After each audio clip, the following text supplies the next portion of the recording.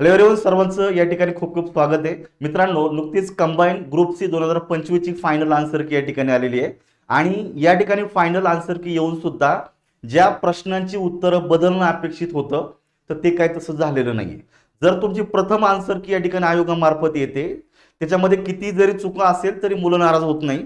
याचं कारण असं आहे की तुम्ही म्हणजे विद्यार्थ्यांना आयोग काय करत असतं, नेहमी हरकती घेत असतं आणि सेकंड आन्सर कीसाठी काही चेंजेस असेल तर ते तुम्हाला विचारलं जातं.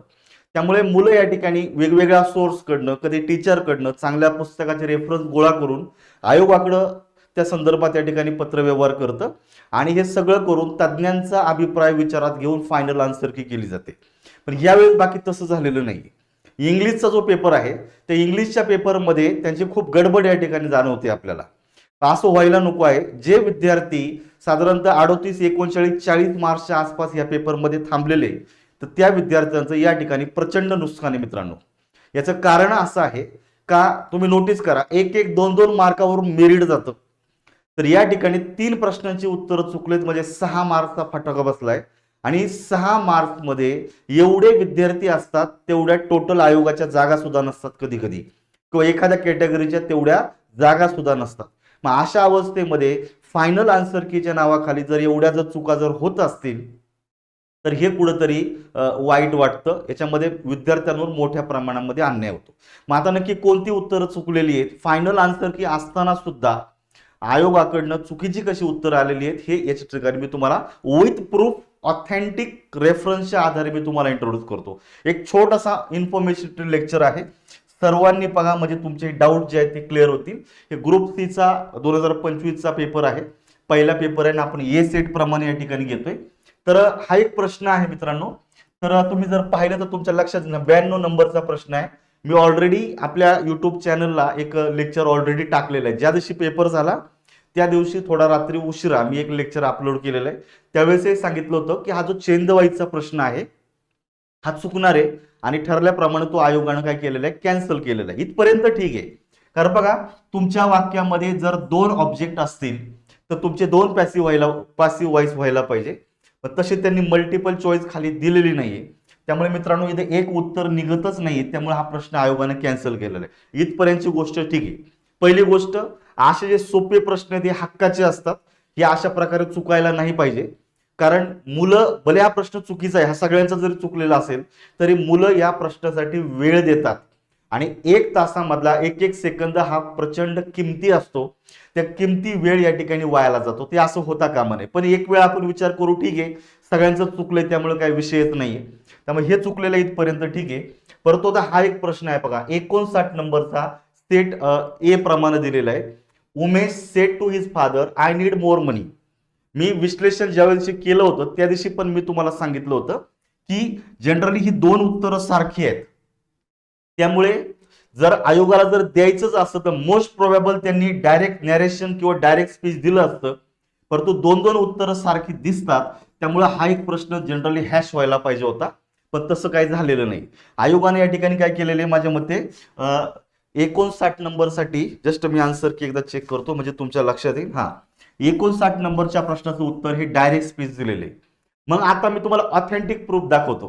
काही जी पुस्तके मी तुम्हाला इंट्रोड्यूस करतोय, दाखवतोय, ती कधीच चुकू शकत नाही. अशा पुस्तकांमध्ये नक्की ह्या प्रश्नाच्या संदर्भात काय दिले. गेल्या 15 वर्षापासून मित्रांनो मी या ठिकाणी इंग्लिश विषय शिकवतोय आणि गेल्या 15 वर्षापासून ही जी संकल्पना आहे, हे जे दिलेलं आहे, ह्या संकल्पनेवर माझ्या 15 वर्षापासून डाऊट आहे. आजपर्यंत असा प्रश्न आला नव्हता. पण आयोगानं पहिली गोष्ट, अशा स्वरूपाचा प्रश्न टाकायलाच नाही पाहिजे. जर टाकत असेल तर थोडीशी जी उत्तरं जी दिली जातात ना ती अगदी ॲप्रोप्रिएट द्यायला पाहिजे. तर हे प्रश्नाचं फ्रेमिंग चुकलेलं आहे आणि थोडंसं विचारण्याची पद्धत असं विचारायलाच नव्हतं पाहिजे. पण आता तुम्ही नोटीस करा, तुम्हाला मी रेफरन्स एक दाखवतो. ही ऑक्सफर्ड इंग्लिश ग्रामरची डिक्शनरी आहे. आता ऑक्सफर्ड ही जगात मान्य केली जाणारी आहे, त्यात शक्यतो चुका होतच नाही. हा पहिला रेफरन्स मी तुम्हाला इंट्रोड्यूस करतो. तर ह्या ऑक्सफर्ड इंग्लिश डिक्शनरीमध्ये 202 नंबरच्या पानावर काय दिलेलं आहे, तर त्या एडिशनची वगैरे मी सांगत नाहीये, डायरेक्टली माझ्या पुस्तकात मी तुम्हाला सांगतो. या ठिकाणी बघा, त्याने इनडायरेक्ट स्पीचच्या संदर्भात दिलेलं आहे आणि या ठिकाणी यांनी काय केलेलं आहे, a way of reporting what someone has said using the introductory reporting verb and subordinate clause. बरोबर आहे, contrasted with the direct speech. आता इथपर्यंत ठीक आहे, आपण इनडायरेक्ट स्पीच विषयी बोलतोय आणि याच इनडायरेक्ट स्पीचचा 202 नंबरच्या नंतर 203 नंबरचं जे काही पान आहे, ह्या पानावर यांनी काय दिलेलं तुम्ही बघा, तुम्ही लगेच तुमच्या लक्षात येऊ शकता. The term indirect speech is often loosely used to cover the reporting of thoughts using introductory verb of thinking and that clause. म्हणजे या ठिकाणी काय दिलेलं आहे, इन जनरल, यांनी जनरली काय माहिती दिलेली आहे का, indirect speech and reported speech are synonymous and interchangeable. हे वाक्य वाचा, indirect speech and reported speech. म्हणजे यांनी जे उत्तर दिलेलं आहे या ठिकाणचं जे उत्तर दिलेलं आहे बघायचं ह्या प्रश्नाचं, मग यांना काय सांगायचं, हा जो काही हा डायरेक्ट स्पीचचं वाक्य आहे ऍक्च्युली, ठीक आहे, हे अख्खं वाक्य डायरेक्ट स्पीचचं आहे. मग त्यांनी या ठिकाणी याच्यामध्ये काय दिलेलं आहे का, जे इनडायरेक्ट स्पीच आहे हे आणि जे दुसरा शब्द दिलेला रिपोर्टेड स्पीच, हे सिनोनिमस आहे, हे सारखेच आहे. म्हणजेच काय, इनडायरेक्ट स्पीच म्हणजेच रिपोर्टेड स्पीच, पण वाक्य जर डायरेक्ट स्पीचचं आहे त्यामुळे रिपोर्टेड स्पीच उत्तर येणार नाही, हे याच्यामध्ये यांनी दिलेलं आहे. बरोबर आहे की नाही. मग आता यांनी अजून एक डोक्यावर उचलून टाकलेलं आहे, more generally any of the way in which speaker or writer reports of someone else has said. In this sense, reported speech includes both direct speech and indirect speech. बघा आता याच्यामध्ये काय दिलेलं आहे, रिपोर्टेड स्पीच म्हणजेच direct speech पण होतं आणि इनडायरेक्ट स्पीच पण होतं. अशा केसमध्ये याचं उत्तर द्यायचं कसं, हा पहिला रेफरन्स आहे का, या ठिकाणी ऑक्सफर्ड डिक्शनरीमध्ये सांगितलेलं आहे ग्रामरच्या का रिपोर्टेड स्पीच जो आहे म्हणजेच इनडायरेक्ट स्पीच आहे, हे याच्यामध्ये एक सिद्ध झालेलं आहे. दुसरं रेफरन्स नंबर 2 हे लिटररी विस्टन नावाचं आहे. आता ऍक्च्युली हे पुणे विद्यापीठामध्ये जनरली जे काही SYBA आणि फर्स्ट इयरचं जे काही पुस्तक आहे, रेग्युलर जे टेक्स्ट बुक आहे तर ते रेग्युलर टेक्स्ट बुक आहे. आणि हे जे काही लिटररी विस्टन नावाचं पुस्तक आहे हे बोर्ड ऑफ एडिटरने या ठिकाणी तयार केलेले आहे, म्हणजे एडिट केलेलं आहे. खूप ऑथेंटिक ट्रस्टेड आहे, कारण साधारणतः 5-7 वर्षापर्यंत ही एडिशन चालली आणि लाखो विद्यार्थ्यांनी याच्याकडनं काय केलेलं आहे, अनुभव घेतलेला आहे, शिक्षण घेतलेले आहे.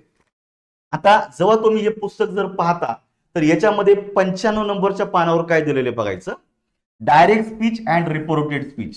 म्हणजे त्यांनी डायरेक्ट स्पीच वेगळं आहे आणि रिपोर्टेड स्पीच वेगळं असं सांगितलेलं आहे. There are 2 ways in which one can report someone's word or thought.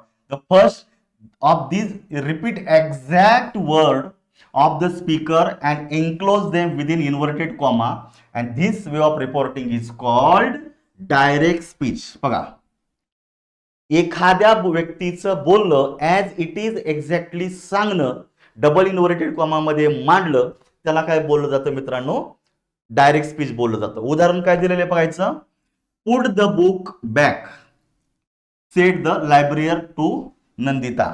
The doctor said to him, what did you eat this morning. म्हणजे या ठिकाणी डायरेक्ट स्पीचचं वाक्य तुम्हाला डबल इन्व्हर्टेडच्या कॉमामध्ये दिलं जातं, हे याच्यामध्ये स्पष्ट दिलेलं आहे.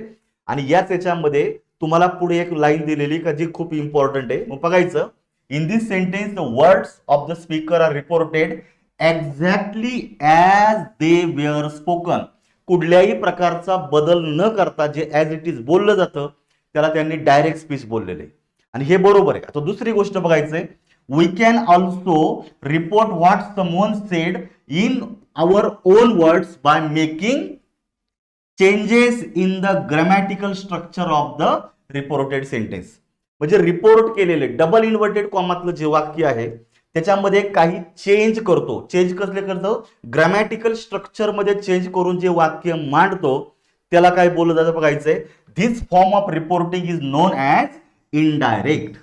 इनडायरेक्ट मध्ये बदल केलेलं, आणि याच्यात स्पष्ट दिलेले बघा, इनडायरेक्ट ऑर रिपोर्टेड स्पीच. इथं बघा तुम्ही, यांनी काय केलेलं आहे, जे इनडायरेक्ट स्पीच आहे म्हणजेच काय दिलेलं आहे मित्रांनो, रिपोर्टेड स्पीच दिलेले. म्हणजे indirect speech and reported speech एकच आहे असं यांनी सांगितलेले, का जे त्यांनी ऑक्सफर्ड मध्ये सुद्धा सांगितलेले. हा तुमचा दुसरा रेफरन्स आहे. रेफरन्स नंबर 3 हे रेन अँड मार्टिनची रिसेंट कॉपी आहे. इंग्लिश ग्रामरसाठी संपूर्ण भारतामध्ये एक बायबल सारखी वापरली जाणारी कॉपी आहे. ही ऑथेंटिक आहे, ट्रस्टेड आहे, याच्याबाबत कुठले दुमत नाही. कारण तुम्ही इथून मागचे किती पेपर आयोगाचे चेक करा, याच्यामध्ये शेकडो उदाहरणं अशी आहेत ह्या पुस्तकामध्ये का ती आयोगाने ॲज इट इज उच्चारलेली याच्यातून. त्यामुळं हे जे काही रिसेंट एक्झाम्पल आहे तुम्हाला रेन अँड मार्टिनचं, याच्यामध्ये बघायचं, यांनी स्पष्ट दिलेले बघायचं. चॅप्टर नंबर 16 दिलेले, page number 215, direct and indirect speech. इथपर्यंत ठीक आहे. बघायचंय, we may quote his actual words, this is called direct speech.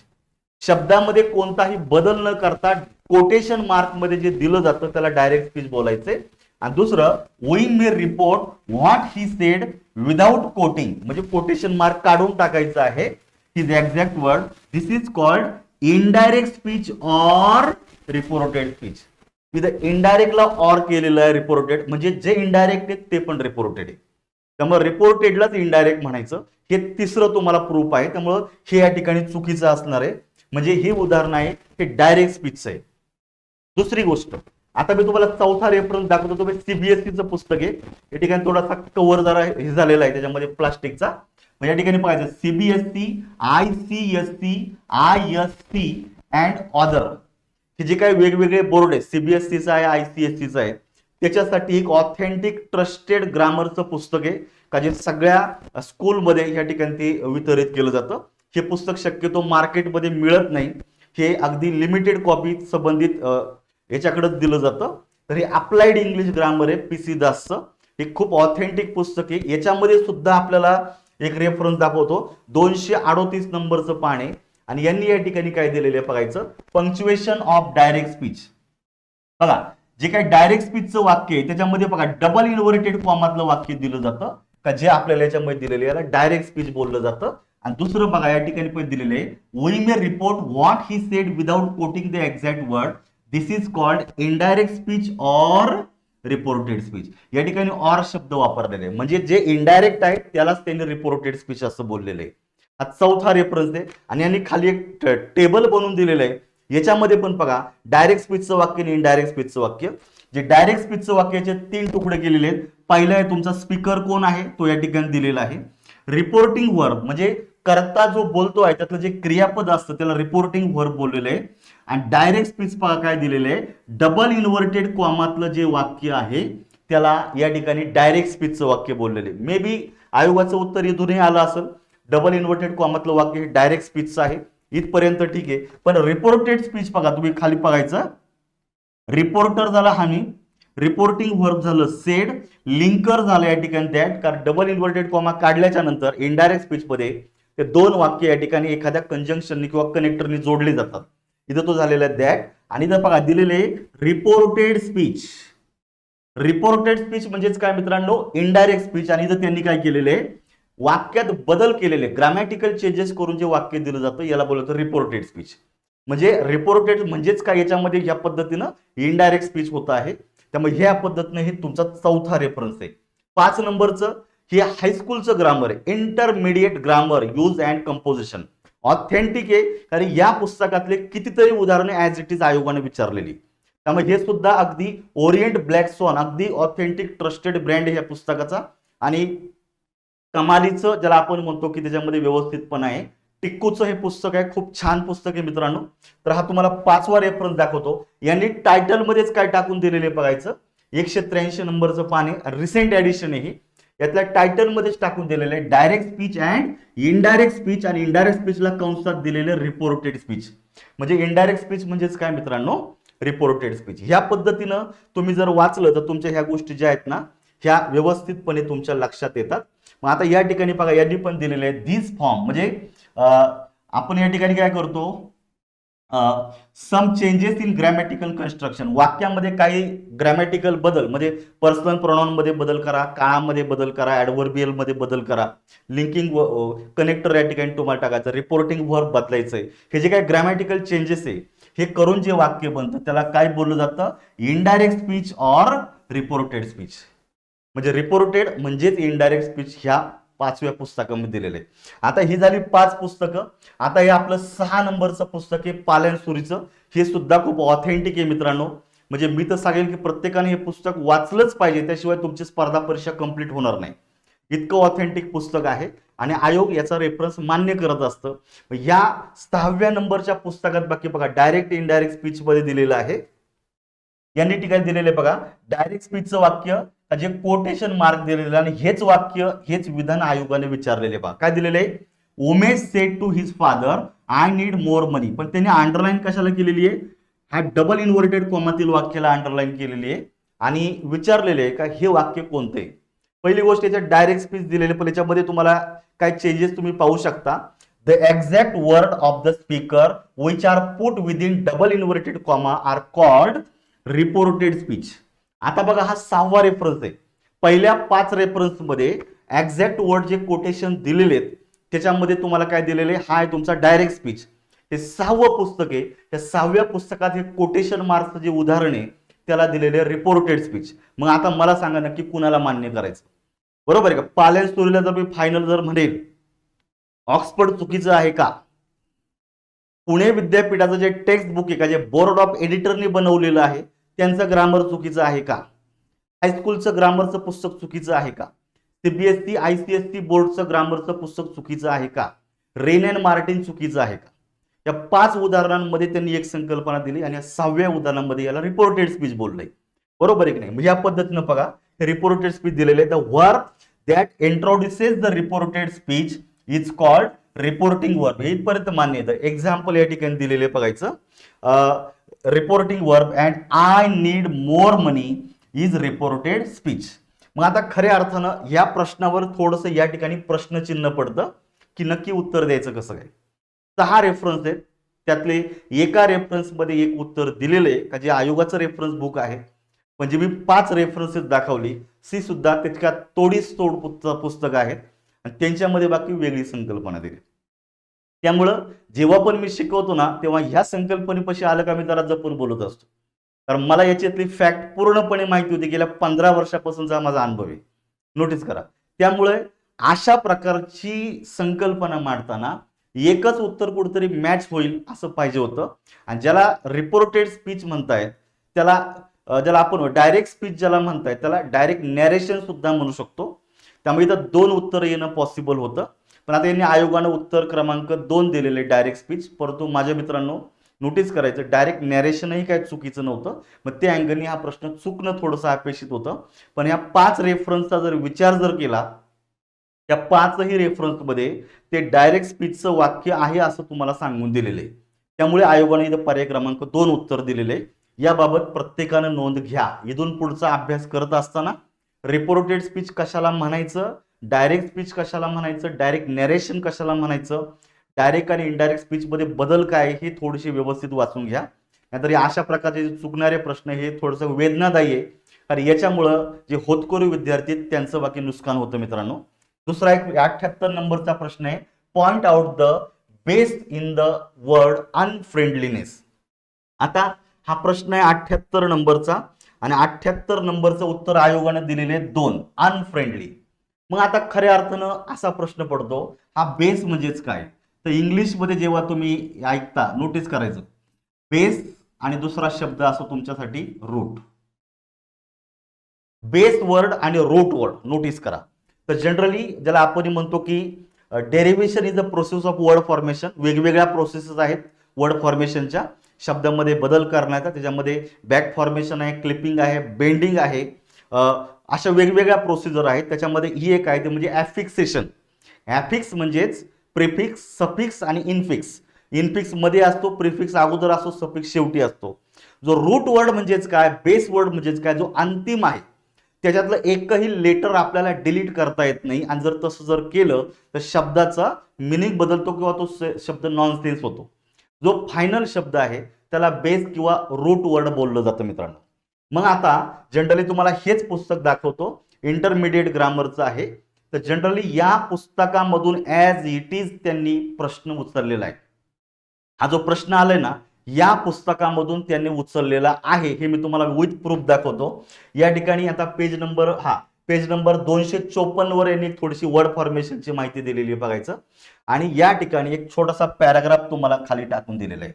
Sometimes a base that has undergone a word formation. जो बेस आहे त्याच्यावर वर्ड फॉर्मेशनची प्रक्रिया होते, may become the base for formation of the third word and the fourth word. म्हणजे तुम्हाला जो base word आहे ह्या बेस वर्ड पासून 2, 3, 4 पर्यंत प्रिफिक्स सफिक्स जोडता येतात. ते नोटीस करायचं. म्हणजे इथं तुम्हाला एक्झाम्पल म्हणून जर फ्रेंड हा शब्द दिलेला आहे का, जो बेस वर्ड आहे, ऍक्च्युअली बेस वर्ड आहे.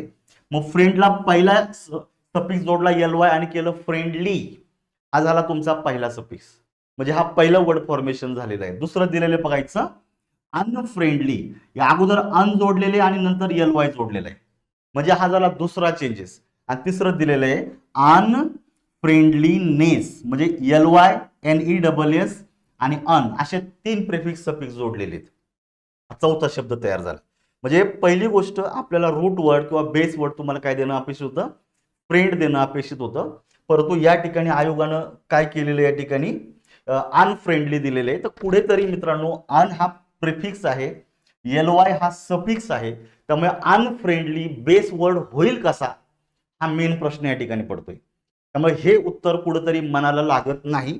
विथ प्रूफ दाखवतो तुम्हाला, ह्या गोष्टी अशा व्हायला नाही पाहिजे मित्रांनो. 94 नंबरचा प्रश्न आहे आणि 94 नंबरचं उत्तर आयोगाने दिलेले 1 नंबरचं. Identify the condition express in the given sentence if the police had arrived. बघा इथं तुम्हाला दिलेलं आहे पूर्ण भूतकाळ, had arrived earlier the robbery might have been prevented. आता नोटीस करायचं, माइट हॅवच्या नंतर या ठिकाणी बीन आलेलं आहे, कारण हे वाक्य आहे मित्रांनो पॅसिव्हचं. कसं आहे वाक्य पॅसिव्हचं आहे आणि म्हणून या ठिकाणी B+V3 आलेलं आहे. हेच वाक्य जर ऍक्टिव्हचं जर असतं तर बीन आला नसता. नोटीस करा, त्या बीन आला नसता. परंतु जरी ऍक्टिव्हचं किंवा पॅसिव्हचं जरी असेल तरी कंडिशन बाकी काय बदलत नाही मित्रांनो. मग आता या ठिकाणी पूर्ण भूतकाळ दिलेला आहे आणि पूर्ण भूतकाळासाठी तुम्हाला जी काही कंडिशन विचारलेली त्यांनी उत्तरात दिलेले पॉसिबिलिटी. तर पॉसिबिलिटी होऊ शकत नाही. पॉसिबिलिटी म्हणजे शक्यता. इथे शक्यताच नाहीये, हे घडून गेलेलं आहे आणि ते आता घडणं अशक्य आहे. ज्याला बोललं जातं unfulfilled condition in the past. जे भूतकाळात घडायला पाहिजे होतं पण ते घडलेलंच नाही. त्यामुळं त्याला मोस्ट पॉसिबल आन्सर जे आहे ते इम्पॉसिबिलिटी पाहिजे होतं. इम्पॉसिबल कंडिशन म्हणजेच काय, तर generally unfulfilled condition in the past. या पॉसिबिलिटीमध्ये इफचा जो काही क्लॉज असतो त्याच्यामध्ये पूर्ण भूतकाळ दिला जातो आणि त्याला जोडून जो मेन क्लॉज दिलेला आहे त्याच्यामध्ये आपल्याला ओल्ड अर्थाप्रमाणे कोल्ड, अर्थाप्रमाणे शोल्ड आणि अर्थाप्रमाणे माइट, 4 पैकी एक मॉडल ऍक्झुलरी घेतो आणि याच्यानंतर हॅव घ्यायचं आहे आणि नंतर क्रियापदाचं तिसरं रूप घ्यायचंय. तर ही रचना बरोबर या ठिकाणी मॅच झालेली आहे. पण याचं उत्तर 4 पाहिजे होतं आणि परत यांनी आयोगानं चुकून दिलेले उत्तर पॉसिबिलिटी, हे होत नाही. पॉसिबिलिटी ॲबिलिटीचा या ठिकाणी काही संबंध नाही. इम्प्रॉबॅबल कंडिशन म्हणजेच इफच्या क्लॉजमध्ये साधा भूतकाळ असतो. पॉसिबल कंडिशन म्हणजे इफच्या क्लॉजमध्ये साधा वर्तमान काळ असतो. साध्या साध्या गोष्टीत या ठिकाणी हा प्रश्न चुकायला नव्हता पाहिजे. आणि याच्यासाठी पण रेफरन्स बघा तुम्ही, राज्यसेवा 2021चा पेपर आहे. ए सेट प्रमाणे तुम्ही झेरॉक्स करून घ्या, तुम्ही पाहू शकता. याचं आन्सर की सुद्धा आयोगाच्या वेबसाईटवर अवेलेबल आहे. तर त्यांनी या ठिकाणी 55 नंबरचा प्रश्न या ठिकाणी दिलेला आहे आणि याच्यामध्ये दिलेले आहे इफ दे हॅड ऑफर्ड, पाहिजे पूर्ण भूतकाळ दिलेलं आहे, मी a decent salary I would have accepted the job. बघा या ठिकाणी काय केलेलं आहे, पूर्ण भूतकाळ आणि वुड हॅव प्लस V3 ची रचना दिलेली आहे आणि याचं उत्तर आयोगानं ह्या 55 नंबरच्या प्रश्नाचं काय दिलेले 4 दिलेले. 4 म्हणजेच कुठले या ठिकाणी दिलेले ओनली ए कुठे दिलेले बघायचं, इम्पॉसिबल कंडिशन. इम्पॉसिबल कंडिशन म्हणजेच इम्पॉसिबिलिटी आहे. म्हणजे थोडक्यात काय का आयोगानं, सेम आयोग आहे, सेम पेपर सेटर असतील किंवा वेगळे पण असू शकतील, पण यांनी एका प्रश्नासाठी एका रूलसाठी वेगवेगळे उत्तर दिलेले आहेत. गट ब च्या पेपरमध्ये पण एकदा असंच झालं होतं. जेव्हा तुमच्या वाक्यामध्ये हॅड एकटा येतो मित्रांनो, तेव्हा तो हॅव ह्या क्रियापदाचं भूतकाळी रूप असतो. हा पूर्ण भूतकाळ नाहीये. पूर्ण भूतकाळ होण्यासाठी हा जो हॅड आहे, हॅडच्या नंतर कंपल्सरी क्रियापद हे तिसऱ्या रूपात येणं अपेक्षित होतं. पण इथं जेव्हा हॅड एकटा येतो तो साध्या भूतकाळात येतो, हे या ठिकाणी लक्षात घेणं अपेक्षित होतं. त्यामुळे उत्तर त्यांनी त्यावेळेसही बदललं होतं आणि ह्या वेळेसही त्यांनी काय केलेलं आहे, असा चेंजेस करून दिलेले आहे. म्हणजे मित्रांनो जेव्हा हे 4 पेपर पाहता, ह्या 4 पेपर म्हणजे ह्या प्रश्नपत्रिकेमध्ये जे काही 4 प्रश्न आहे त्यातला एक प्रश्न तर बाय डिफॉल्ट चुकणं अपेक्षित होतं, हा बरोबरच आहे. पण जे काय उरलेले जे 3 प्रश्न आहे इंटू 2 मित्रांनो 6 मार्क्सचा लॉस या ठिकाणी विद्यार्थ्यांचा झालेला आहे. आता यामध्ये असं आपण म्हणू शकतो की लॉसचं झालेलं आहे, पण एक सगळ्यात इम्पॉर्टंट गोष्ट की विद्यार्थ्यांनी या प्रश्नांना भोरेचा वेळ दिलेला आहे. आणि हे प्रश्न थोडेसे सिंपल होते, पण याच्यामुळे उत्तर देताना विद्यार्थ्यांनी त्याला वेळ देऊन उत्तर दिलेली आहे. म्हणजे या ठिकाणी आयोगाने जर उत्तर चेंज केली तर विद्यार्थ्यांचा तो वेळ विनाकारण वायाला गेला. ठीक आहे. आणि कदाचित याच्यामुळे पॅराग्राफ सुटलाही असेल, सुटलाही नसेल, अशी पण गोष्ट झालेली आहे. त्यामुळे एवढी उत्तर चुकणं थोडंसं कुठंतरी वेदनादायी वाटतं. याच्यामुळे जे विद्यार्थी अगदी ॲव्हरेज स्कोरच्या दरम्यान आहे त्यांच्यावर मोठ्या प्रमाणामध्ये नुकसान होतं. हे असं व्हायला नको आहे. यासाठी थोडंसं आपल्याला आयोगाकडे काही विनंती करावी लागेल की ह्या अशा गोष्टी थोड्याशा थांबल्या पाहिजे. जेव्हा तुम्ही फायनल आन्सर की करता तर फायनल आन्सर कीमध्ये जे अपेक्षित बदल आहे ते बदल होणं गरजेचं आहे. आणि अशी अंतिम उत्तर तालिका ही सगळ्यांना मान्य पाहिजे. ठीक आहे. अशा स्वरूपाचं एखादं उत्तर चुकलं, तुमच्याकडे रेफरन्स स्ट्रॉंग असेल तर हरकत नाही, परंतु जी उदाहरणं मी रेफरन्स दाखवलेली आहे ही सर्व मान्य आहेत. याच्यात चुकीचं असं काही नाही आहे. मग जर एवढे ऑथेंटिक रेफरन्समध्ये जर एक संकल्पना दिली, तुम्ही एक वेगळी संकल्पना मांडत असाल तर मग कुठंतरी वाईट वाटतं. तर अशा प्रकारच्या सगळ्या गोष्टी आहेत मित्रांनो. तुम्हाला ह्या सगळ्या प्रश्नांची उत्तर जी आहेत मला वाटतं तुम्हाला समजलेली असेल. पण आता इथे आयोगाने फायनल आन्सर की दिलेली आहे, त्यामुळे बदल होईल किंवा न बदल होईल हे काय आपल्या संदर्भात मी आता बोलू शकत नाही. परंतु इथून पुढे अभ्यास करत असताना आपला जो फोकस आहे हा अगदी क्लिअर असला पाहिजे. इथून पुढे अभ्यास करताना प्रत्येक टॉपिकचा जो बेस आहे, मी परत एकदा रिपीट करतो, बेस आहे.